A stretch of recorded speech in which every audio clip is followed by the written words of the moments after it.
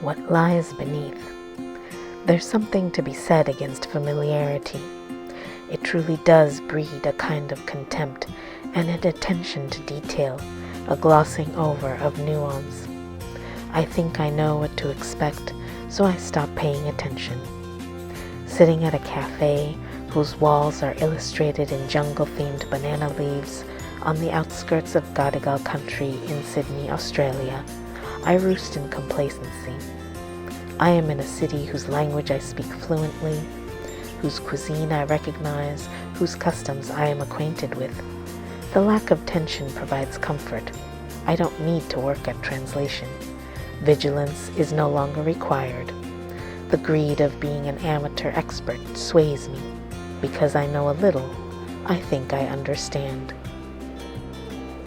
After all, when a modern metropolis looks and behaves like every other, what else is there to glean? A place isn't unique because it has a colorful sign of its name sitting in a commercial plaza. A location has meaning because it allows one to answer the question, how do I know where I am? So many details can help guide us to the complicated response. Geology, historical heritage, vernacular architecture, bioregionalism, artisans, and cultural proclivities. In a place where it's not possible to experience the joy of being a novice, how can I prevent loss of imagination? How do I search for what's different about the somewhere I am? Like mushrooms, the stories are buried. I root, I burrow, I attend to what's missing from the picture, what seems to like staying hidden, and what is asking for exposure. Rather than clinging to the comfort of the real thing, distorting a narrative because it isn't what pleases me, I adjust to consider other ways of inhabiting this space. After all, I remind myself, there's a whole distinct season occurring on the opposite hemisphere of the planet.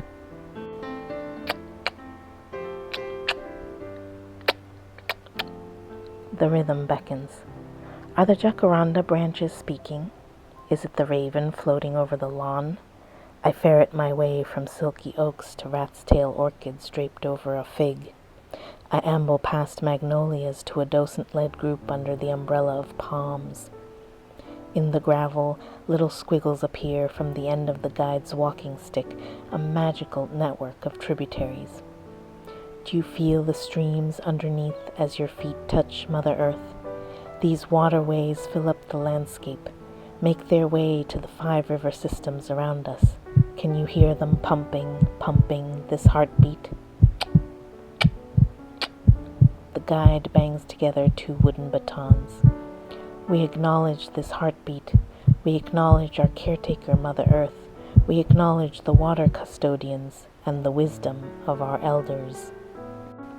An invitation I can't ignore to deepen my acquaintance with the region.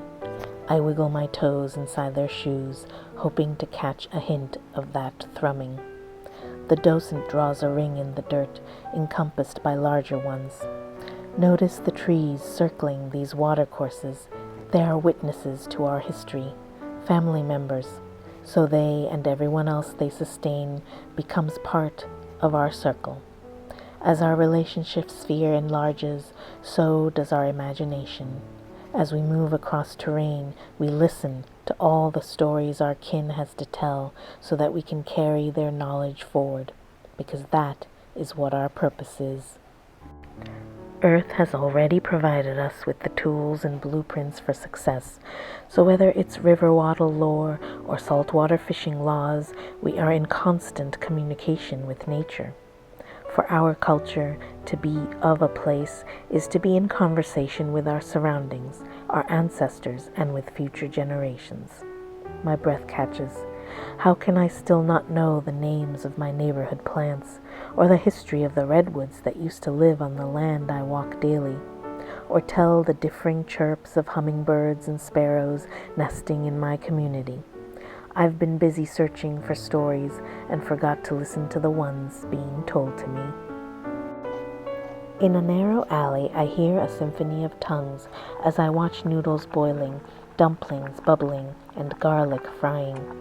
While the Gadigal guide transcribed Earth, these transplants interpret flavors. As I read their transmuted histories in the sambal, the gochujang, the hoisin, I think about the importance of translation.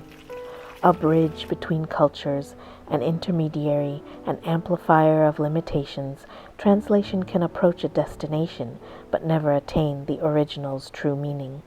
This makes the interpreter in many ways a tourist of implications, a child of languages, a novice to any project. Which doesn't have to be a deficiency when the translator understands their constraints, when the joy of the work is in the wonder the journey engenders, rather than becoming an expert. For both First Nations and many Asian settlers of this territory, nonlinear thinking and translation has been integral to their storytelling and understanding of the world. A way of not only seeing the angled, limited surface tale, but also the ones that keep revolving around time and relationships. Finding these other rivers of narration, navigating the unfamiliar, grappling with the limits of translation, keeps us and our world beautifully vibrant and diverse. Bespoke Traveler Note: Kindred by Gunai author and artist Kirley Saunders talks community, weaving personal and universal into each keen poem in the collection.